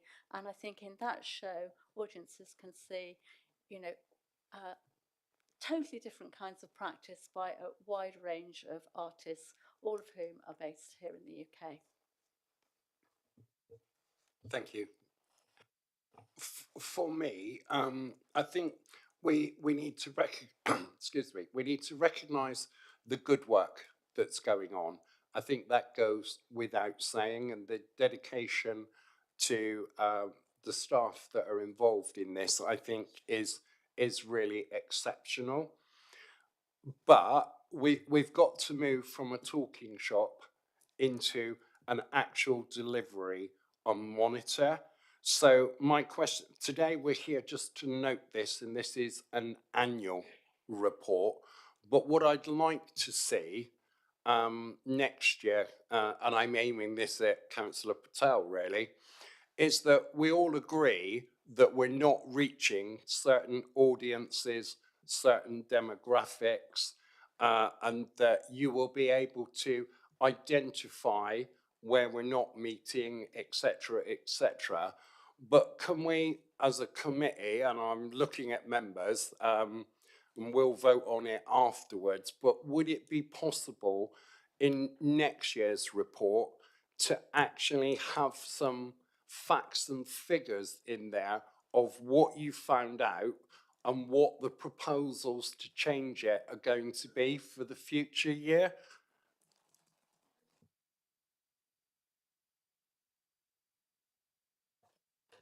So what we're looking for is case studies from all those different areas. The data is starting to come in. And I know Victoria's organisation at the Box, I was there at a presentation yesterday where lots of data was there, and it showed us how many visitors we were having and the level of school activity and what have you, and they've got good data on that. What we want to do now is actually get case studies. It's all well people coming to us, but we want to know what their experience is, what they're getting out of it, what else they would like to see out of it. Because we do have a lot to offer, not only from the Box, but from the cultural activity in the city, but also the heritage activity that's going on around Plymouth. And all those three are interlinked. It's like a jigsaw. But yes, you can certainly have those figures and data next year. David Druffin, you've got your hand up. Yeah, I was just going to sort of explain. I mean, I think I'm really pleased you recognised the work of Hannah and the team. I mean, there's literally just two of them, and it's not for me as an officer to sort of do this, but I'm going to, which is that I think their work is exceptional, and one it is about making the case for investment in Plymouth. And I just want to say a little bit more about the MPO, the Arts Council Award. We got a 3% increase. If you go and look at, you'd have to look very far from Plymouth in terms of neighbouring areas, neighbouring authorities, to see that the investment decisions that came our way were not universal. So there's something really important about the case for investment. Where I think there is a really interesting conversation is that a lot of these MPOs, their whole business plan is designed to do the things that we're discussing. They're all about new audiences, audience development, diverse audiences. So I think that I think you had that update from the box not that long ago. I think from Chloe, particularly around the learning and engagement, and the schools work's exceptional. And if it was landing all at the same time, but I think there is something about giving perhaps some of the MPOs an opportunity as well to give you a sense of the breadth of their work, because that's where the action is. But without the Plymouth culture and the role of Hannah holding it all together, we wouldn't be getting this scale of investment. So it's just two things: one, to kind of thank Hannah for the work she does, because it is exceptional with two people, but to just perhaps say that now we've got this MPO round for the next 3 years, it does give us a different opportunity to perhaps reset the way we monitor and measure, because we've got that nice 3-year window to work through. Thank you, David. I think from your comment, the answer to the question that I put earlier was yes. Yes. Right. Okay. So that the actual recommendations are to. Oh, sorry, Councillor Lugger. Thank you, Chair. At the last meeting, you posed a good question, Councillor Coker. You asked about statistical data, visitors to the box on a daily basis over a period of a number of months. And you very kindly, Victoria, produced that report and circulated it to everyone in the committee. My question is, will you continue to monitor that data? Because I know my ward, not many people did attend, and I would like to see more and more exhibitions which would entice them to come into your wonderful box. Thank you, Chair. So, yes, thank you for that question. Data collection is on an ongoing basis, and in terms of feeding back to Arts Council on progress, we absolutely need to do that, but we need to feed back to ourselves, because we can only change our offer and think about what our offer is, knowing who's coming in. So the data, which is so important, it's understanding the data and being able to analyze it. So it's about asking, what is the question that we need answering? And I think, we are on, as I said just now, we are on a bit of a journey, but yes, we want to know more about who's coming to the box and who's not coming, and why aren't they coming, what are the barriers, and then what can we do about that? And just by changing some of the programming, we can change audiences. So if you program artists of colour, maybe you change that audience. If you change the thinking about fine art versus decorative art, you can make all sorts of changes. So I think there's lots of things that we are doing, and that's why I think really when we come back we need to show you what we're doing, because we have a dementia group who meets every week at the box. That's really important for those individuals, and it's really important for the box. We also have a group of women who come and knit and talk, and that helps reduce their sense of isolation.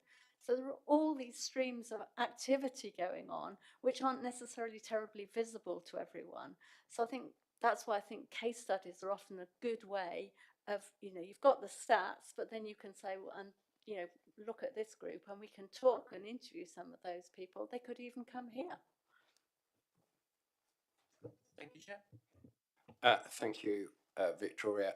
Councillor Patel, you have got 2 minutes to sum up, and then I'm going to move on. I don't even need 2 minutes, Chair. Just through you. So it was very interesting that the point that Councillor Logan made there about people from his ward not going. Can I say to all councillors, yeah, all this stuff is there on Facebook from the box and what have you. Just share it. That's what I do, and that's what will get the visitor numbers from your ward into there. People just not aware of what's going on, but you've got little sites with people from your wards on it. I would say just share the information that's been put out by Plymouth Culture, by the box, and by every other arts organisation, theatre or what have you, and you will increase the numbers going in. Thank you.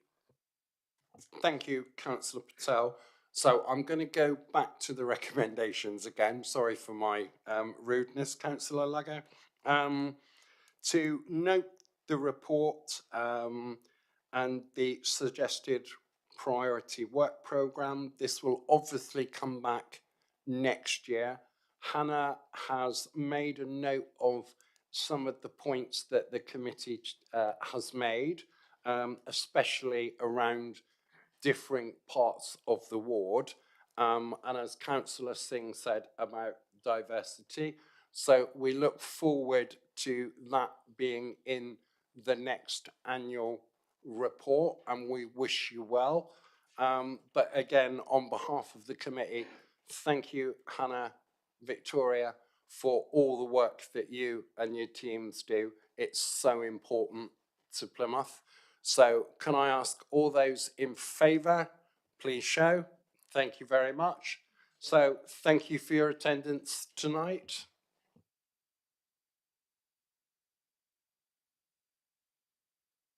Right, we now move on to item number 9, which is the Visitors Plan Annual Update.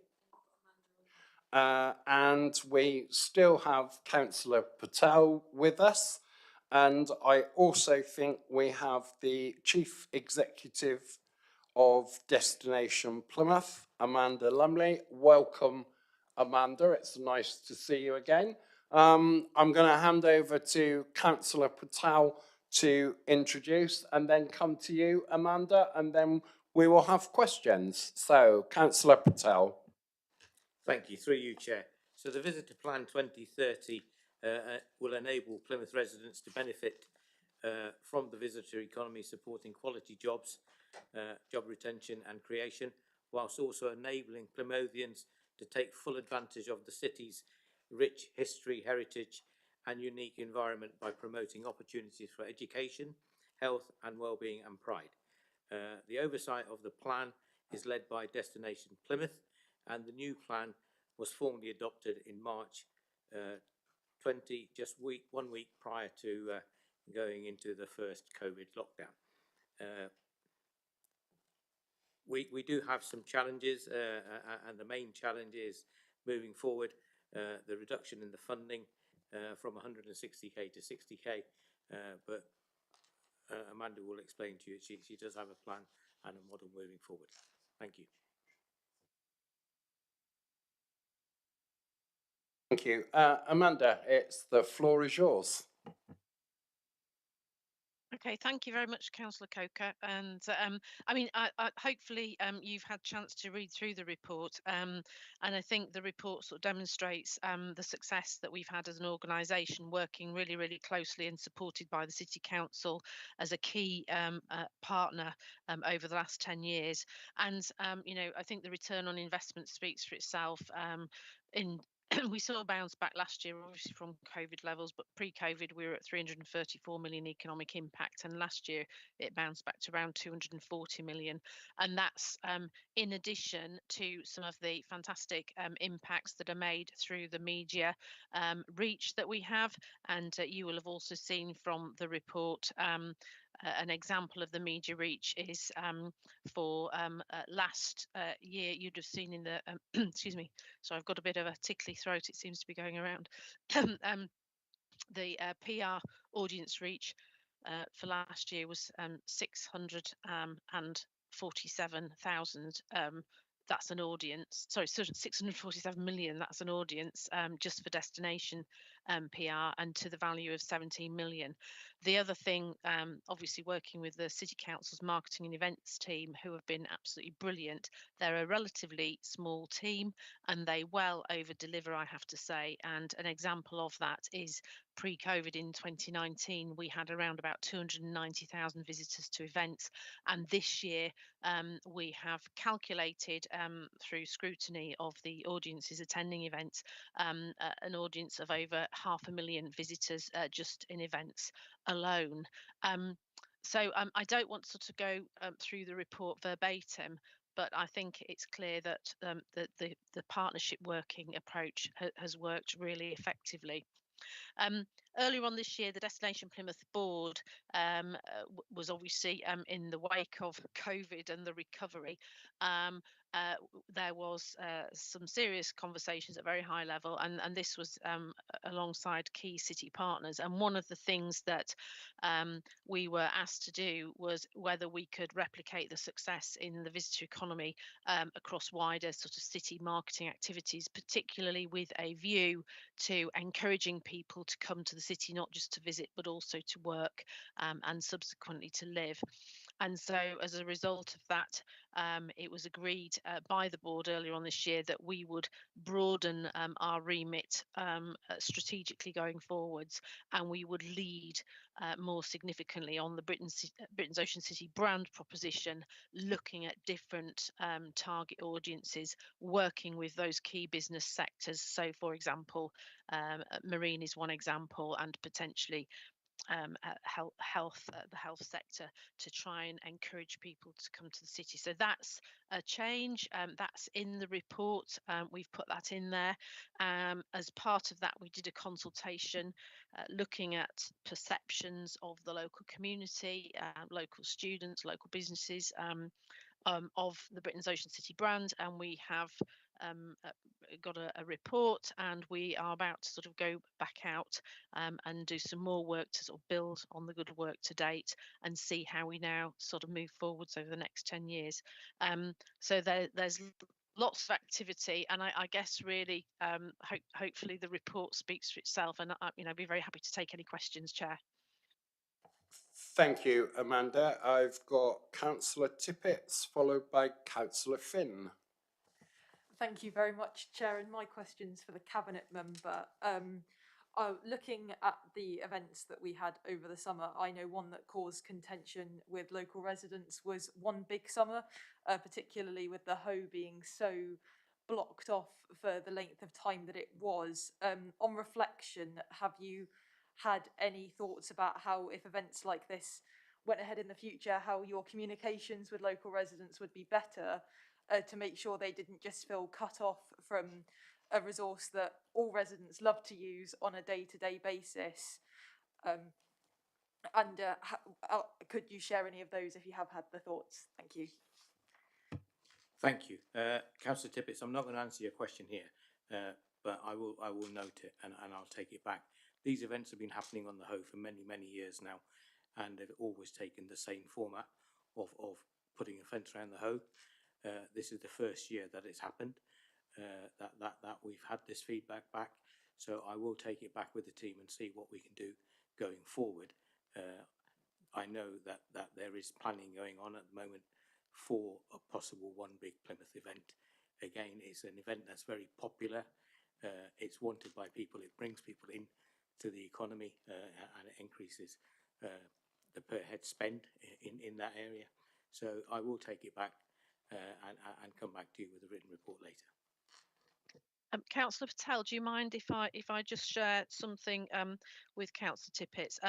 I know that the events team work very hard to try and retain their relationship with residents on the Hoe, and they work very closely with the Hoe Neighbourhood Forum, but also they regularly do literally door-to-door drops of information around all the residents, and I know they would, if there are issues, they will be very keen to try and understand what those and work to sort of resolve them, because it's a really important relationship, is that. So thank you very much for sharing that.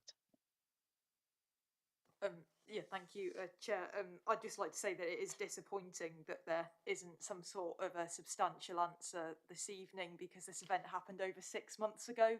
I would have some sympathy if this was 6 weeks ago, but I'm struggling to find some on that point. So, thank you, Chair. I'm going to go to David Draffin, then Councillor Patel. So, I note the fact you want to come back in writing, but I can just add a couple of things. I think Amanda said the first thing, which is that the engagement with residents is of high quality and meaningful and authentic, and we can evidence that. I think with all events, and particularly new operators, you'll note that we've this event morphed from the council running a partnership with MTV, and has morphed into something different. I think the I think, as with every event, we learn lessons. I think there were lessons to be learned from the compound and how that was arranged. And whenever we don't get it exactly right first time, there's a mop up and a plan. And you know, in terms of how we can improve that site, we will continue to do so. And there are specific things we can do around how the site compound is managed, etc. But fundamentally, we have a choice, which is, you know, if we want to do this scale of event, nil cost the council. They have to be managed commercially, which means you have to have a fence, you have to have health and safety. But I think we're not naive enough to recognise there weren't issues this time, and we'll work with the operator and the community to smooth those out next time, as is the way we work. Thank you, David. Councillor Patel. Yeah, Councillor Tippett, I would say to you, yes, I know the event was 6 months ago, but if you were aware of issues before then, that would have been nice to pass them on with an email. We can get the officers onto the case. I don't actually control every event. Yeah, there's a whole team of people that put events together.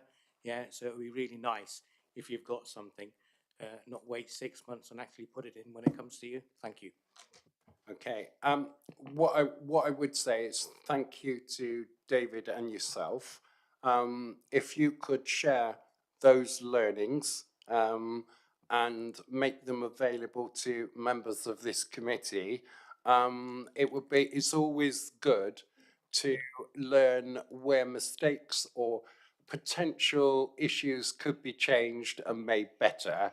So if you could provide us all with that information, I'm sure that would answer Councillor Tippett's questions, but also for the other members, we would be able to see the steps that are going to be taken to improve the events in Plymouth, which are key to the success of the city. So thank you for that. Is there any other questions for Amanda? Councillor Holloway. Thank you, Chair. My question's for Amanda. Thank you for the update and all the work you're doing. I noted a couple of weeks ago there was a review by the Department for Culture, Digital Culture, Media and Sport on tourism across the UK, which included in it a new approach to destination management organisations and doing some additional work and investigation into how those work most effectively in different parts of the country. I wasn't quite sure whether your organisation is technically classed as a DMO, or if there's anything that we can benefit from through that national exercise that's going ahead. Basically, what does this mean for Plymouth, if anything? Thank you. Thanks, Councillor Holloway. And yes, Destination Plymouth is a formally recognised destination management organisation as it stands currently.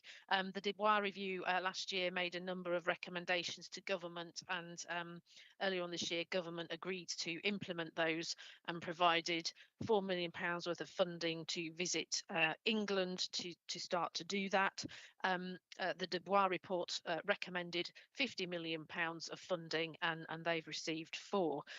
So what that will do is it will support the initial government. The government has agreed that this change will happen now, so you will end up with a 3-tier system across the country. You will end up with a top tier or level 1, which will become known as Destination Development Partnerships.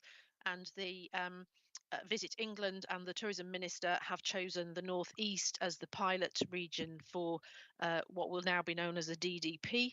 The DDP is quite a large geographic area, so it includes Northumberland, Newcastle and Durham, and involves their LEPs as well as their existing DMOs. There will that will receive £2 million worth of funding to develop that model to look at how they can drive return on investment into the economy, specifically working with those partners over a 2-year period. The second level, or tier 2, will become known as local visitor economy partnerships. The accreditation process for that will begin in the new year, and expressions of interest for that are expected to come out imminently. Having looked at the criteria, the Destination Plymouth Board is very confident that Plymouth would meet the criteria for a level 2 local visitor economy partnership, and therefore we will be bidding in at that level, hopefully in the new year. And then level 3 will be organisations who are not accredited, and therefore, and the challenge there will be that they will not be formally recognised by Visit England. They will also not be formally recognised by government departments when it comes to funding and leverage, which is why it's really important that Plymouth comes into the level 2 category and is therefore able to benefit longer term from any opportunities linked into government funding and or further Visit England funding. Is that enough?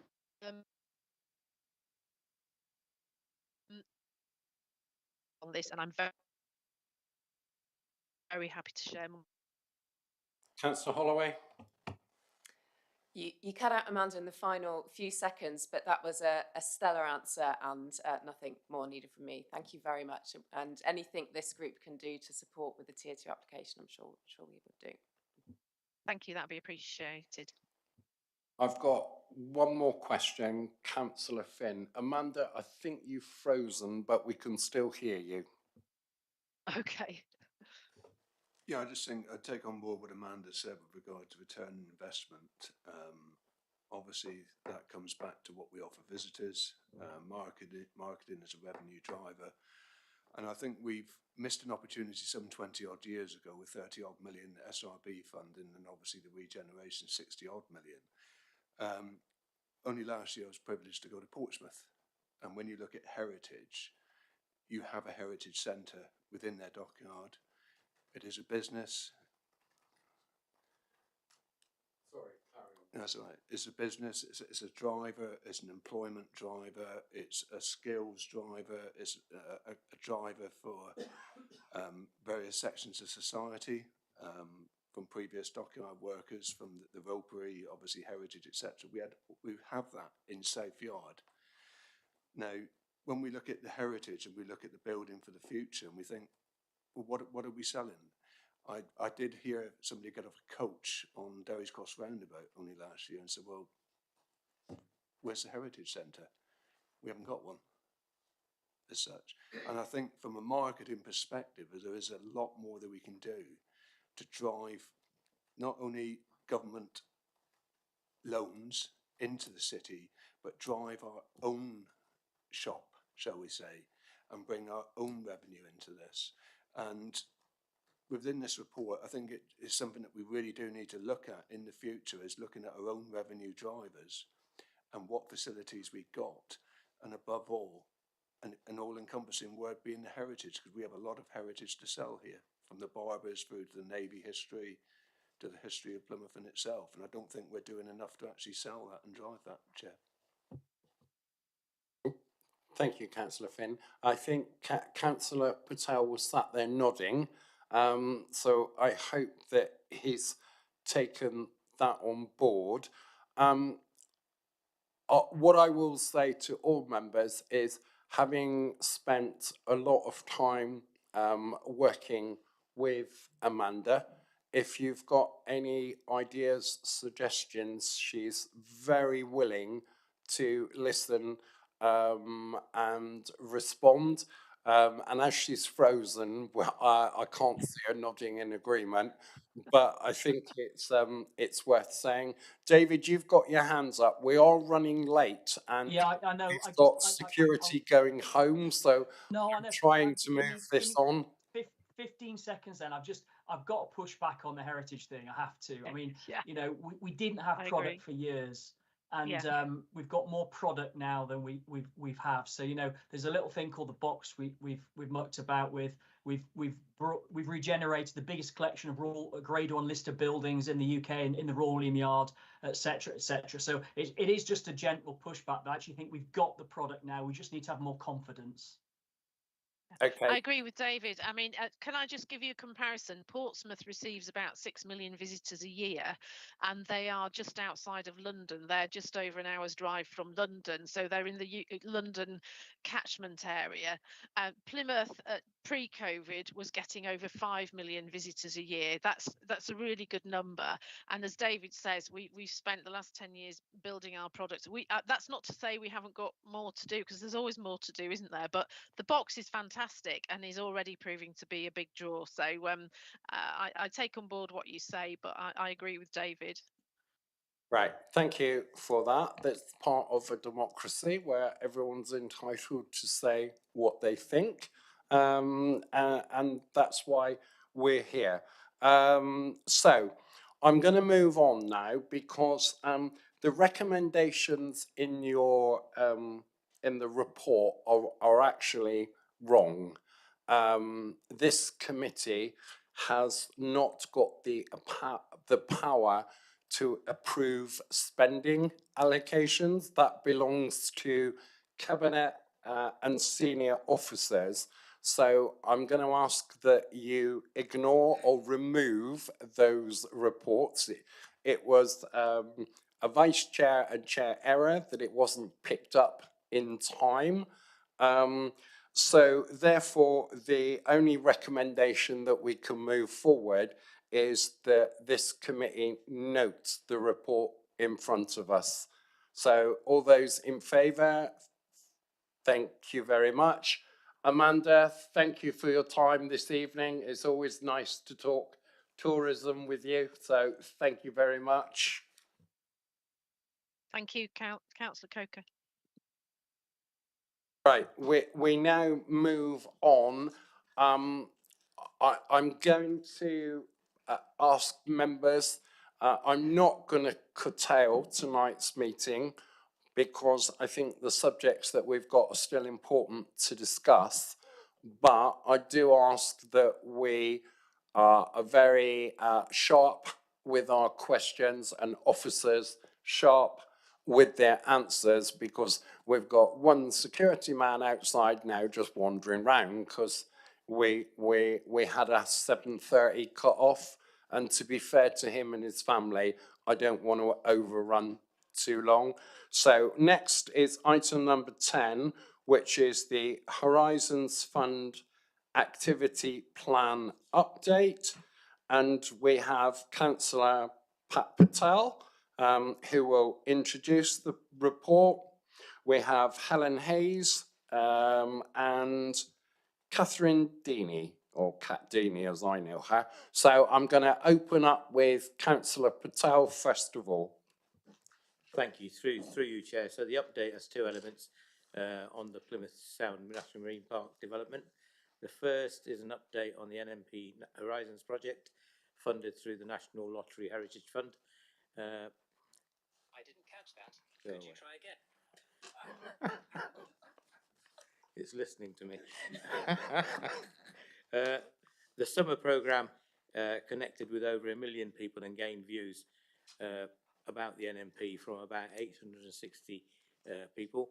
This work has led to greater understanding of how people would like to play a part in the NMP and enjoy all it has to offer, as well as highlighting current barriers to use and enjoyment. The second part of the report is an update from Elaine of the NMP on the National Marine Park development, which covers work to date, the vision, purpose, delivery, and the next steps. Thank you. Elaine, would you like to talk now? Thank you very much, Chair. I'll take the paper as read, but what I just want to highlight really is the progress that we've made to date. I'm sure committee members are aware of the history for the National Marine Park, and I was appointed in March this year to turn everybody's visions into a reality.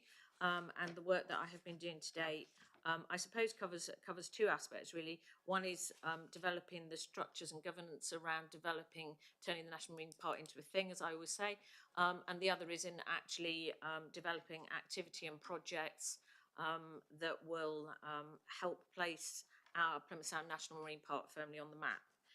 So I'm going to start with the fun bit, and then we'll move on just briefly to the governance. So the exciting work that we've been doing has been around a lot around raising the profile, so people understand that Plymouth is the first and currently the only national marine park in the UK. And we've had some fantastic opportunities put before us to be able to amplify the messages for the National Marine Park, particularly around, for example, SailGP, where we were able to help narrate the programme in terms of what Sky Sports said. So we were able to work on their script with SailGP and actually get the words National Marine Park said every 30 minutes on Sky TV, on Sky Sports, which was lovely to hear, and I actually managed to hear it once in between doing other things for the event. And then we were greatly honoured as well to be recognised by the late Queen for the fact that Plymouth Sound is a really unique and special place and offered the only Kelp Award in the whole of the United Kingdom. The reach for that was just incredible. And I can't claim all the credit for the 2 billion people who were had the opportunity to understand what was happening here in Plymouth in the UK. But we were very lucky because Buckingham Palace were so excited by what we were doing and all the engagement, they actually directly retweeted what we said, and Associated Press picked it up, and we just went global, which was a truly wonderful thing. And we're incredibly grateful for that award and the recognition that brings. The other work that I've been doing is the very necessary infrastructure work around developing the vision and purpose, and that is articulated in the paper before you. And that's really just the start of the process. We've got to come up with a structure that we can work with, an ability to deliver.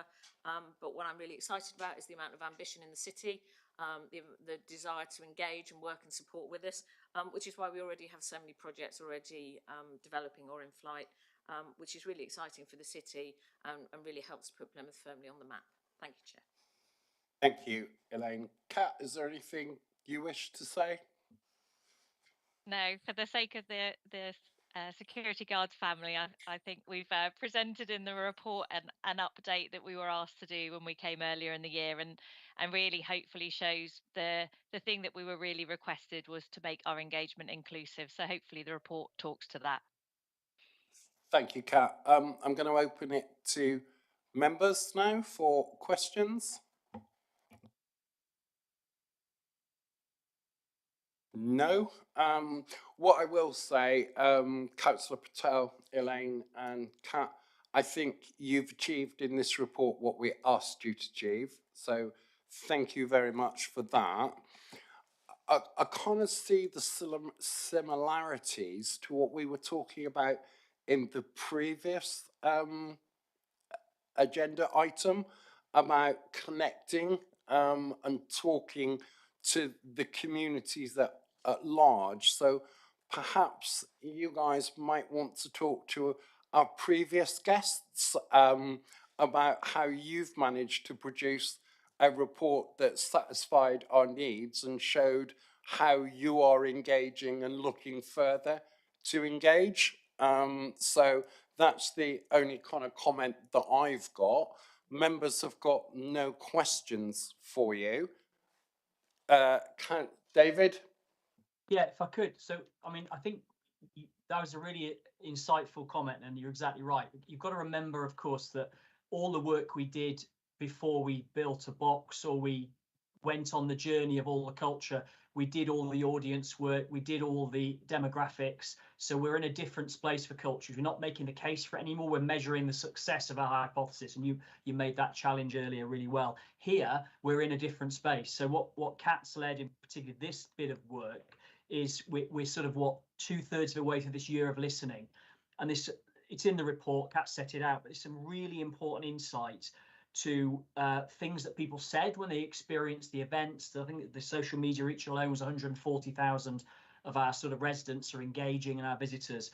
But really importantly, the barriers, and that's the bit you were reaching before, Mark. And so they're listed in the report, and they're really basic things, which is, how do I find out about what's on? Because I can't find it easily. There's cost, it's obvious, the transport to it. There's the access of the kit. Do I need specialist gear? If so, where do I get it? There's the fear of the unknown. And then really interesting, what is the dry option? So I think what's been great about the year of listening is we're really getting into that detail that you were alluding to before. And I think what we really need to do is make sure that learning now informs our capital projects and informs our future spend, so that the thing we create is responding exactly to what the residents need and want. And that's exactly what this report is. Thank you, David. David, I just need to come back a little bit there, because the two are very similar.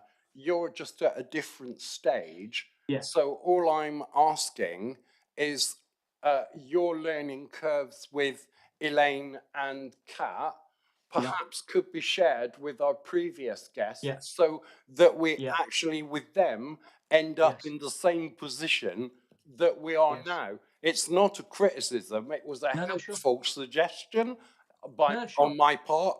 Sure, and I agree. I think what I'm saying is that I agree is what I'm saying, and I'm giving you the insight. What's important to make the point is that the economic development team does this. That's why we all sit together. So Hannah and Amanda and Kat, so we can do that cross fertilization. And the strand of the National Marine Park on Culture is run by the Culture Board and supported by the box. So I think those barriers are absolutely mainstreamed into that culture piece of work. I think we are actually in violent agreement. Good. I've never been in violent agreement with anybody, but we will move on. So in front of us are recommendation number 1, as is in your papers. Unfortunately, we've got changes to the following 2 recommendations. Recommendation number 2 is to recommend to the future committee, because we can't recommend to ourselves because we may not be here in the new financial year, that officers return reports that sets out the framework for the MMP Horizons delivery bid. And then recommendation number 3 is to recommend to the future committee that the NMP interim chief executive returns to scrutiny with more detailed update on progress, taking into account the comments that we've made today. All members in agreement with that, please show. Thank you. Councillor Patel, thank you. Elaine, thank you very much. Katdini, thank you.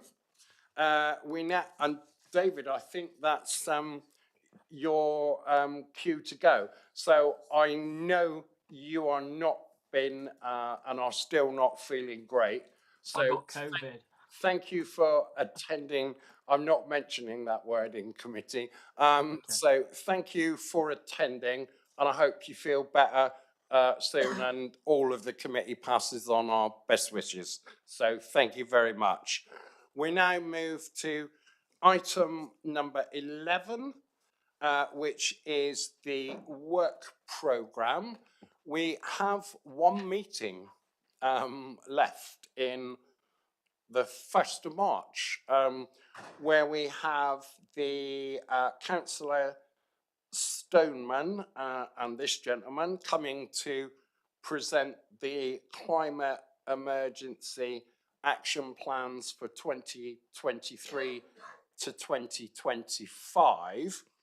We have a list of items raised by the committee to be scheduled. What is there anything that we talked about buses earlier? Is there anything that members really want us to schedule for the next meeting? I've got Councillor Tippett's, Councillor Finn.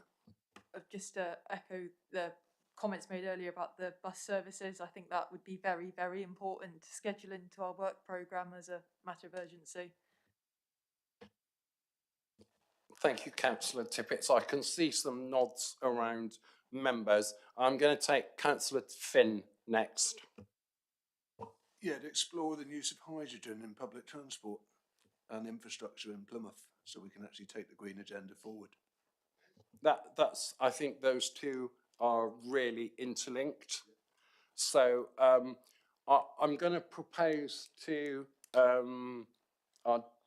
Hannah that is put on our next agenda. And I think with the 2 items there, that will give us the time to be able to look at those in detail. So can I ask, is everyone in agreement for that? Excellent, thank you very much. And then we move to our final meeting minutes, which is the tracking decisions, which you've got in front of you. Are there any comments or updates or anything people would like to raise on that? If not, thank you very much. I will close the meeting, and I apologise for being a bad chair and running 6 minutes over time. I'm sure if Councillor Riley was here, we'd have been gone home by now. But thank you for your attendance, guys. A really good meeting. Thank you.